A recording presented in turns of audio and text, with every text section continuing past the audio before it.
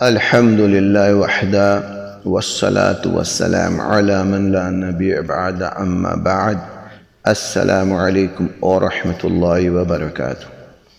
علامہ ابن قیم رحمۃ اللہ علیہ کی تصنیف بدائع الفوائد میں سے تفسیر قرآن سے متعلق چند اہم فوائد۔ قرآن مجید میں انبیاء و مرسلین اور ان کی تعلیمات کا ذکر ہے، اور اس بات کا ذکر ہے کہ ان کے ساتھ اور ان کے امتوں کے ساتھ کیا معاملہ کیا گیا۔ انبیاء و مرسلین، ان کی صفات اور ان کی سیرت و احوال کی معرفت ان پر ایمان کی تکمیل ہے۔ بندہ مومن انبیاء کی صفات اور امور سیرت و احوال کی جس قدر زیادہ معرفت حاصل کرے، اسی قدر انبیاء پر ایمان زیادہ مضبوط ہوگا، اور اسی قدر اس کے دل میں ان کی محبت اور ان کی تعظیم و توقیر ہوگی۔ انبیاء و مرسلین، خصوصاً نبی اکرم صلی اللہ علیہ وسلم کے ہم پر کچھ حقوق ہیں۔ ان کی معرفت اور ان کے ساتھ سچی محبت کی معرفت کا صرف یہی ذریعہ ہے کہ ہم ان کی سیرت و احوال کی معرفت حاصل کریں۔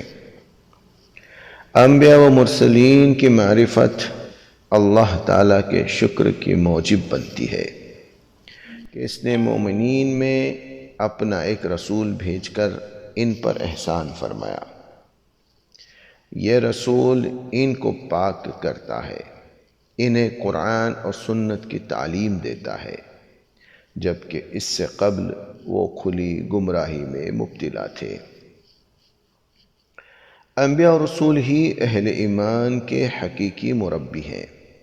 اہل ایمان کو جو بھلائی بھی حاصل ہوتی ہے اور جو برائی ان سے دور کی جاتی ہے، تو انبیاء ہی کے ہاتھوں اور انہی کے سبب سے ہے۔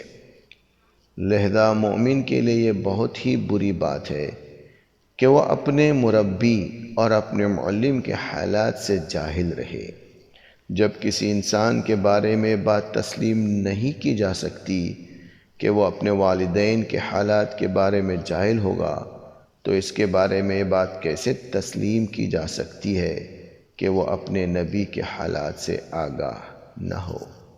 حالانکہ نبی اہل ایمان پر ان کے جانوں سے بھی زیادہ حق رکھتے ہیں۔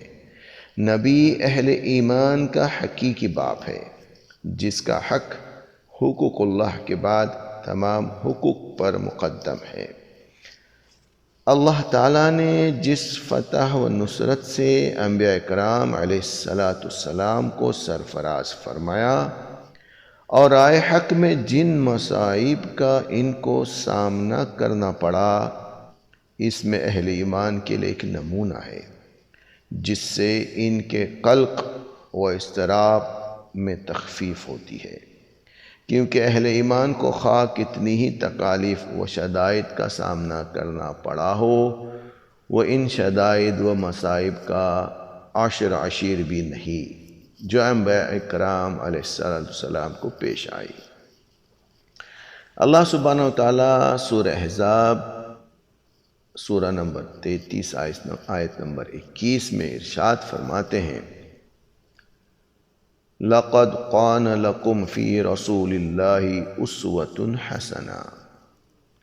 رسول اللہ صلی اللہ علیہ وسلم کی سیرت میں تمہارے لیے ایک اچھا نمونہ ہے، اور ان کی سب سے بڑی پیروی ان کی تعلیمات کی پیروی، لوگوں کے حسب مراتب ان کو تعلیم دینے کی کیفیت میں ان کی پیروی، لوگوں کو تعلیم دینے میں صبر و استقامت، اچھی نصیحت اور حکمت و دانائی کے ساتھ لوگوں کو اللہ کی طرف دعوت دینا، اور احسن طریقے سے لوگوں کے ساتھ بحث کرنا ہے۔